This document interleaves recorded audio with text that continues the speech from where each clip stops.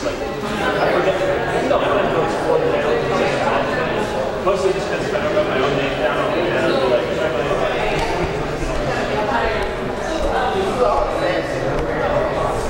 are you going to do it?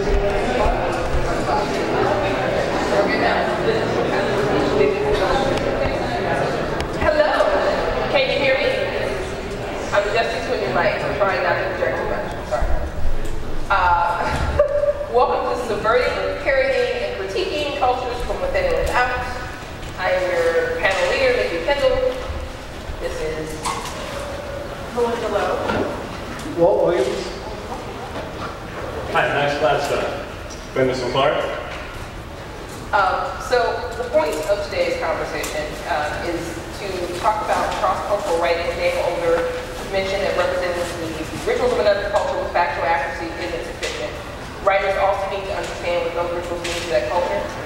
In response, Nalo Hopkinson tweeted, if you have that knowledge, it's okay to subvert tradition, beginning to think that may be the core question. Not so much who gets to appropriate the different cultural artifact, but who gets to subvert it. Older responded, we rarely get to talk about subversion in this context, it's a huge part of the story. So we're going to talk about, cultural appropriation, not so much cultural appropriation 101. We're going to talk about power dynamics and the role of cultural subversion, parody, and critique by insiders and outsiders. That was really the wrong panel description, so. I'm going to start by asking the panelists a question before we jump into this. What would you say your culture is? Would you want to start? Yes.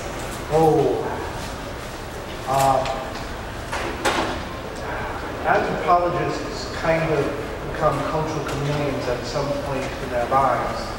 But growing up, I was white, suburban, middle class, Long Island, and hating it. Never quite fit in. And perhaps that's why I became an anthropologist, was to become a professional stranger. Ever since then, I have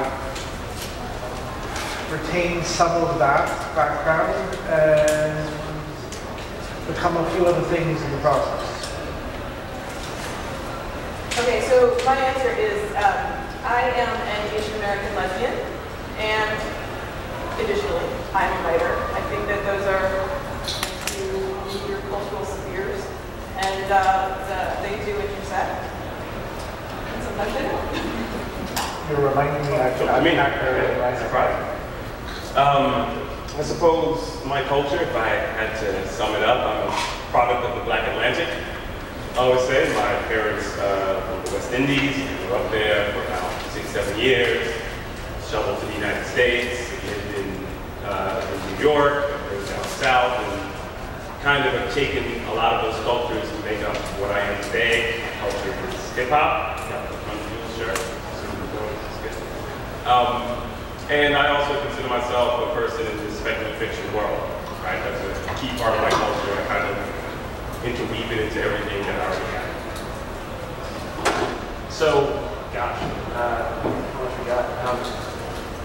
So, grew up in the north until I was 10, transplanted down south, was there until I was 18, got out of Tennessee as fast as I could, which is another set of stories. Also, as all this is going on, and I've been kind of northeast and in China, like off and on ever since, and I was born when my folks were in graduate school doing world religions work. So I grew up with a bunch of texts around me that were not like the most of the texts that people, and somebody said, like typical white suburban upbringing will get. Like, we were talking about like Confucius and stuff like that, and I was like, these sorts of teachers that I was growing up. And so it's weird because it's not the culture that I was raised in, but it was the stories that I had access to and recurrence in my household were pretty growing. And I spent a lot of time living abroad because of the shape and stuff. And then just enormous heat, culture. Yeah, what can I do? So I am what I like to call good made good. I have that kind of family background where I might throw hands, or I might sound very, very clear on a panel about fiction. My people come mostly from Louisiana, Mississippi, born and raised outside of Chicago, and that is a very specific context that is not the same as the reason I do this way. As say Phenderson's context of being Black American. It's one of the things classified. And I want everyone to hear is that we all have our own cultures. We are all writers and people who love words. That's why we're here, but we have our own separate backgrounds before we move into talking about the cultures that we're subverting in our work. Are you subverting your own culture? What does your culture look like to you? So, moving on. When we talk about cultural subversion, how would you say in your work or in someone else's work that you enjoy? Have you seen culture subverted in a way that you found engaging? I'll start with my own, but it's an unpublished novel that I'm currently working on. It's a work in progress. The piece of culture I didn't mention is I'm also a hacker. And the novel that I'm working on is a reflection on hackers and life as a hacker. And there are aspects of being a hacker, especially when it comes to social responsibility, how your actions affect others, how responsible should you be for the consequences, both intended and unintended, of the stuff that you do and the stuff you create. And what is the role of anonymity in identity within hackers? And so the work in progress I'm working on right now is a reflection on all of that, but it's a challenging one. It's not a neutral one. But it's not challenging from the perspective of I'm taking a point against or for any of those aspects, but rather I have the characters challenge each other and themselves as they encounter things in their growth throughout the story. And so that's my own work. In terms of looking at someone's work who did this from the outside, I thought did this well. Ian MacDonald did a great novel set in the near future called The River of Gods, where he sets a story in India about 50 years hence, and does a brilliant job of portrayal of Indian culture today.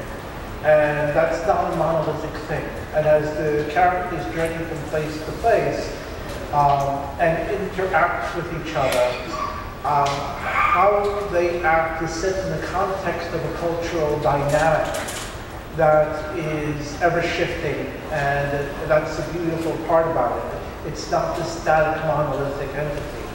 And the characters' negotiation with each other is very much in the context of that shifting cultural dynamic. So I think that I'm mostly known for my first novel, Ash, which is a lesbian retelling of Cinderella. It came out in 2009. It was on New York Times, among others. And what I did with that was a very unconscious subversion. When I first wrote that book, I had intended for it to be a straight Cinderella. And then after I wrote the first draft, I sent it to a friend of mine, and she told me, no, Ash, the main character, doesn't really have that much chemistry. She really seems to like this other character. The other character was a woman, and I was like, what? I was so stunned. I had not intended that, so I reread it, and I realized my friend was totally right. I had subconsciously written this character who was queer. And so I had to make the choice then of whether I was going to bring that out or not. And at first I was really afraid to do that. And I thought it would make it unpublishable, you know? So I tried to make the prince more charming. I like an eyebrow scar. It really did not work at all. So ultimately I decided to go for it, and I rewrote it almost completely from scratch, and it became a lesbian Cinderella. And I was very happy with the wonderful positive response that it got. And it really woke me up to the possibilities of subversion, and in each book that I've written since then, my project as a writer has become increasingly clear to me, so that now I have come to understand, and I think that my project is putting queer characters in settings and tales that are familiar and normalizing them completely.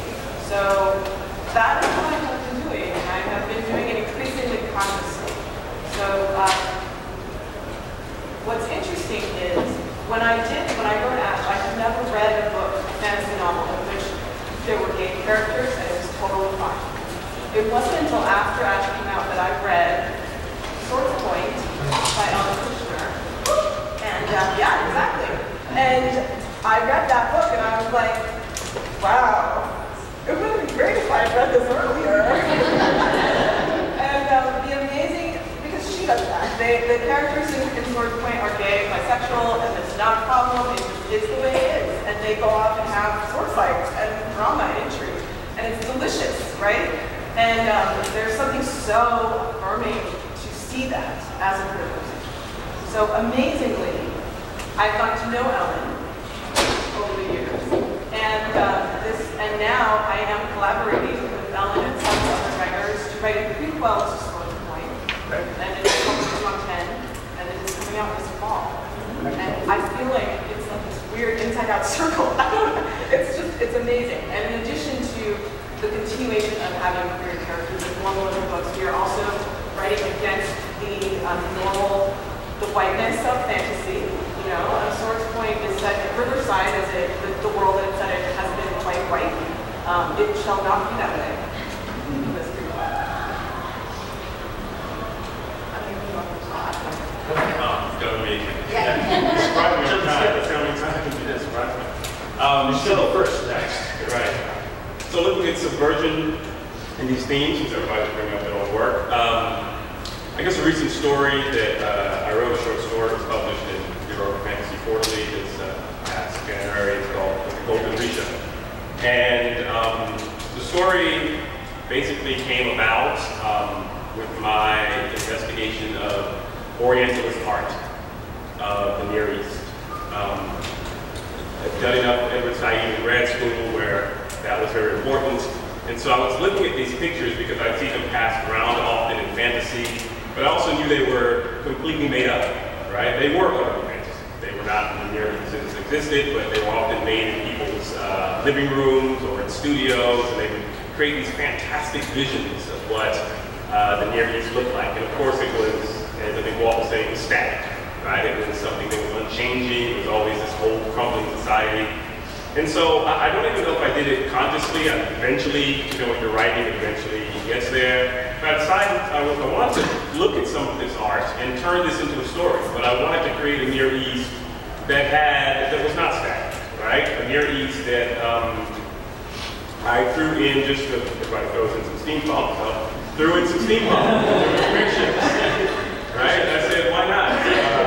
And so in this story, it's basically modeled after actually Somali pirates. I took that from this day and kind of subverted those themes, from ideas of the Ottoman Empire, from the Swahili states. I just created this milieu, basically, where I wanted to subvert many of those Orientalist tropes by making this an essentially modern type society. There's even an entire theme in there based on anarchists. The heroes of the entire book are actually these pirates who are all anarchists, right? They all, even the guy who like leads them is trying to write his own type of book, which is like a Marxist anarchist type book, right? And so I basically wanted to take people out of the norms that they would think of when they're looking at this type of fantasy or this society, and I want to throw in these things people aren't expecting. So they're reading them, it's like, am I reading Emma Goldman here? Yes, you are, right? And so I basically looked upon that type of subversion, subverting some of these negative themes of the Near East and creating a story. As far as something that I've read that I like the subversion, I'm going to bring up, this is a writer who was recently in the anthology Long Hidden. He's also a friend of mine, Walt Williams. He wrote this story that was one of the most bizarre stories I'd ever read. And I guess to understand, I have to go into my history. When I was younger and reading fantasy, I always kind of look for, you know, somebody who looked like me in fantasy. And I actually blogged under the name Disgruntled Paratrim because I basically was like, oh, there I am writing that elephant in Token. Oh, but I have really antisocial behavior. And so one of the books that I was drawn to when I was younger was stories, everybody probably knows it, Salvatore's Jordan and the Dark Elves. And it was a wonderful story. Here were these dark-skinned elves, and here was this guy who was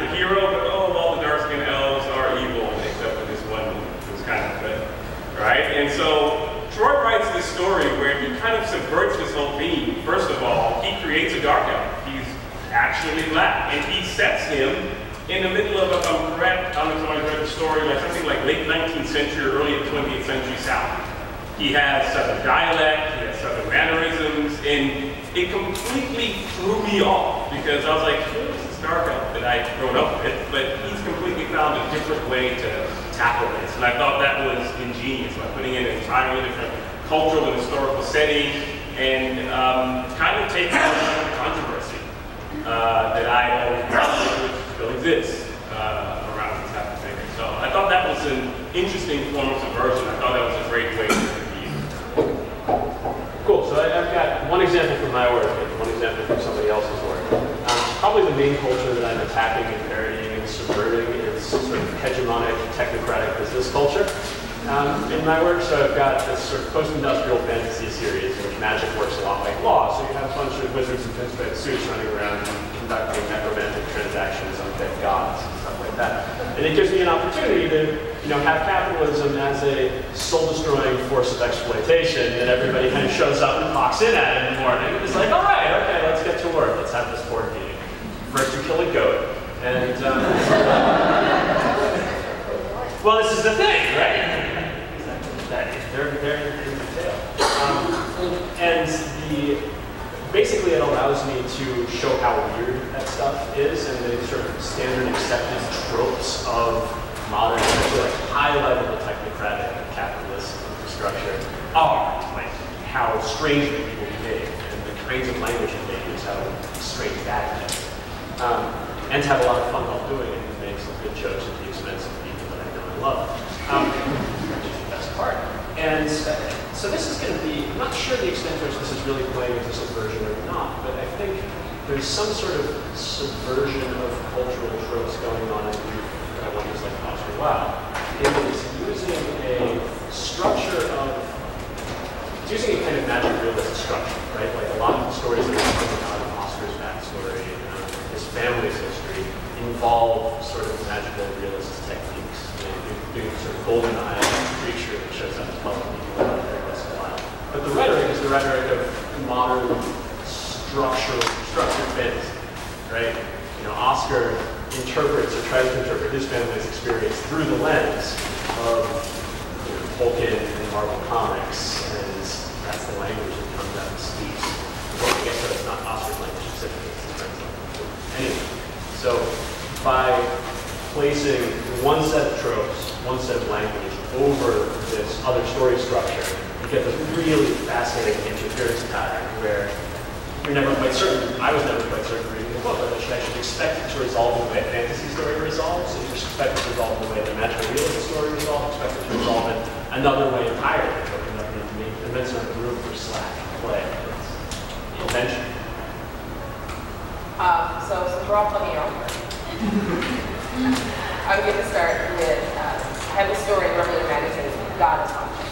And one of the reasons this story came about is because all too often when you're reading fantasy or magic, sort of steampunky 1920s stuff, it's from a white perspective.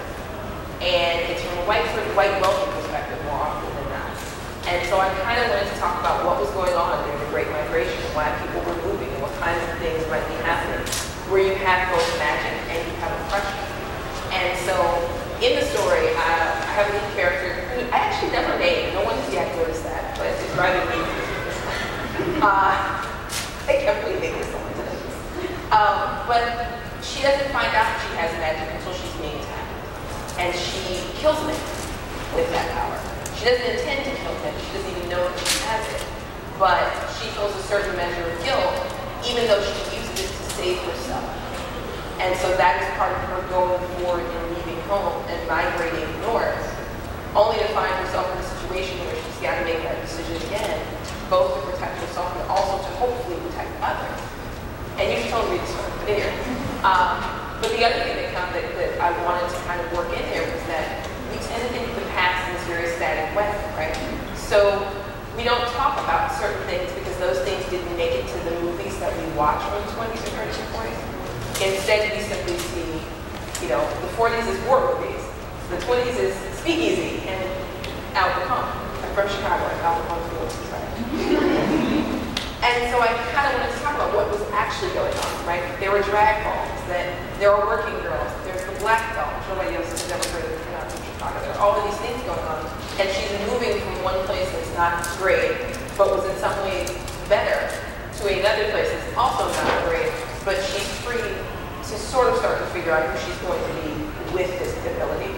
And it's important, in my mind, to start pushing back on the idea that like the 20s happened without black people. Like we were, you know, if you read your history books, we made it to slavery. Apparently we went in the closet. We reappeared in 1962. Martin Luther King had solved salvation. And then we kind of vanished again for the 80s, and the welfare queen story came out around Readercon. And that's not my backstory. That's not the stories I grew up with. But when I was reading fiction, when I was really getting into sci-fi and fantasy, like Phenderson, I could open a book and at least you might be on the elephant. Sometimes I wasn't into it.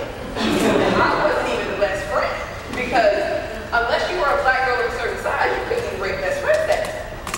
Right? And then even if you were that black girl, you literally existed for the 5, 10, 15 pages to help the heroine, help the hero. And then mostly you got fringe. You certainly didn't have any agency, you certainly didn't have any power, something bad, someone else had to see. And that's just not the story I want to tell. It's not the story I think we should be telling. Because I grew up in a world where the stories I grew up with, we save ourselves. So that was really important to me. And in terms of others I've seen subvert things, and it's actually good for them to show up, because none of you can hear this, and none of you can tell them I said it. One of the great things about salsa, one of the great things about salsa nocturna is that it turns that urban fantasy trope of the white loves everyone's head, right? We get to, not only do we have this great character who very famously feels like it and is half dead, but we get the world around him. And these are people who show up again and again and are participatory and have agency. They don't teach the hero how to do the thing that they apparently can do for themselves. They're literally standing there like, Mama, we're gonna do shit. Let's figure this out. And then they go from there, right? And so I think it's really important talking about urban fantasy. Actually, urban fantasy really kind of involves urban people.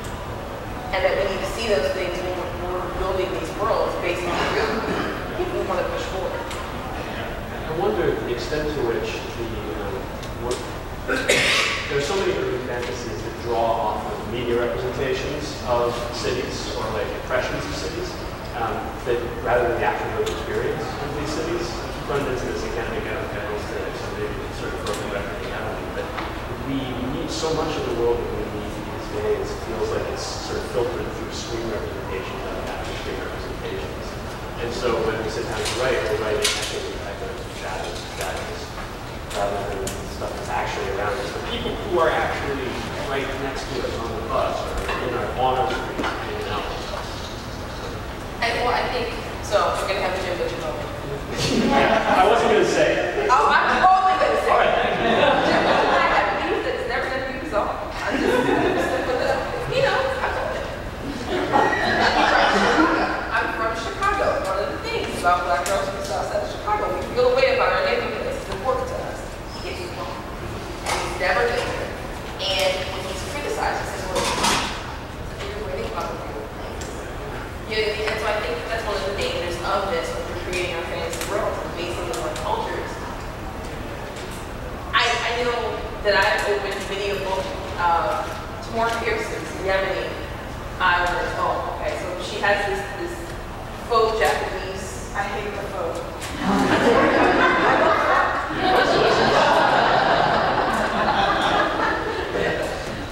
But so she just sort of shoehorns this culture in. And, you know, I like so much more Pearson's work, but I get to this part, and I'm like, oh, we didn't even do it like a thin schmear over this. This is really, we just flipped some names. We took all the cultures. This is the exotic, writ large. This is when people decide that, like, Asian culture, first of all, Asia is like the most gigantic continent on the planet. There are many cultures in it. When they decide that Asian culture is represented by, like, silk and dragons. And it's like, you can't just put someone in a silk dress and a dragon gun and be like, oh, that's cool. Like, God,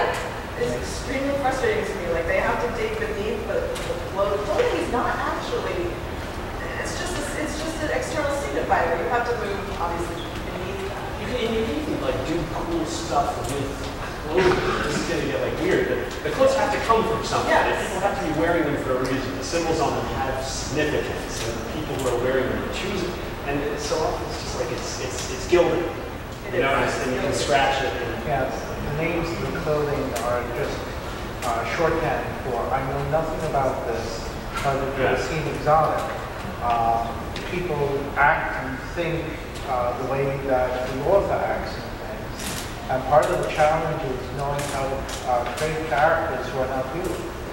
And but there's I want to just flip a thought around it, and this is an uncomfortable thought for us all. Your Chicago is not someone else's Chicago. And you move 3 blocks in Brooklyn, and you're going to be in a very, very different part of Brooklyn, a very, very different subculture of Brooklyn. And trying to represent Brooklyn in fiction, I'm much more familiar with Brooklyn than I am with Chicago, because I moved us to You can live there your entire life and write about what you know, and someone else reading it can pick it up and think, this is not the book that I know, and put it down, and dismiss it as inaccurate, even if it's scrupulously accurate. And that's part of the challenge of writing in American setting, is that you can get it wrong even when you put it right. And part of that comes from being static in your assumptions, going back to that word again, and not going past what you intimately know from your own experience, not letting yourself or your imagination wander beyond the familiar to you. Well, I was going to say, I think that's a possibility. I can understand that to some extent.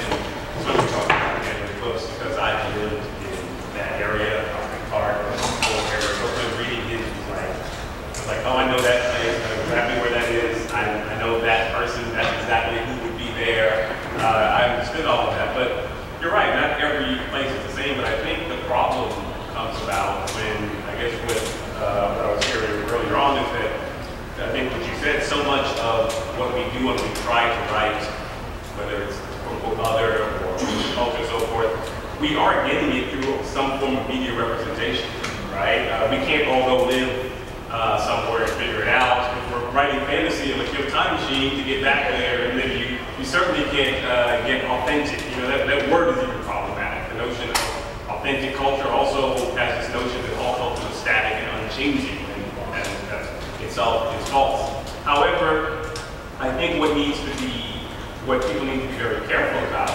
when you are dipping into this other culture and trying to do some form of writing about it, that you aren't pulling on, as you were saying, the stereotypes. You aren't pulling on the media representation or the popular image of it, because that may not be real, right? That is something that you saw on television. And all of us have seen things before. We read things or seen things, we said, well, that's not that actual culture. That's what you heard someone say about that culture. That's what you saw somewhere. And so, I mean, I don't often know the solution to that other than a great deal of study. I think that is the solution at the end of the day. Actually study and figure out what these cultures, again, not even in one culture, but what these various cultures of Chicago, or cultures of Brooklyn, or cultures of an ancient society, or medieval society, or what have you. Study that stuff and understand it, so that when you're writing, I'll give you an example. Sorry, I'm not going to name names because I can't remember this person's name. It was somebody's indie book, and this person was not a person of color, and they were going to write a book that was supposed to be based on quote-unquote Asian fantasy, whatever that full word means. And I opened it up to about the first, I think I got a page in just to see what this book like. And the first thing I saw was, I'm writing this book because I think Oriental culture is, and I said, wait. Oh, I haven't even gotten past page 1 and you've already failed the test.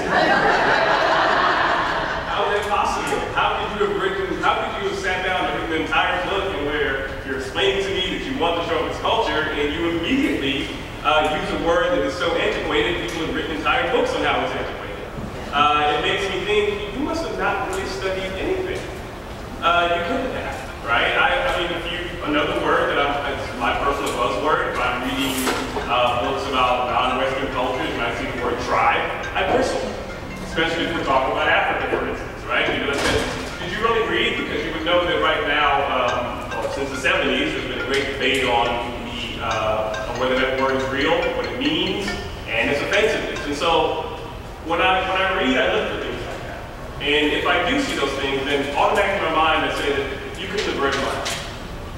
You couldn't have really done much study because this should have come across. Now I'm not like something. Well, I was going to say, you know, I'm a historian by training, so I believe in research. Yes. Research is watchword, there's magic, there's Google. Oh, Google is so good. All at your fingertips. Oh, at your fingertips is so easy. It really looks. Yeah. Right, you kids today, you don't know what it's like. The card catalog, page one, Or even worse, the human relationship problem. That's a horror show of an index. sorry.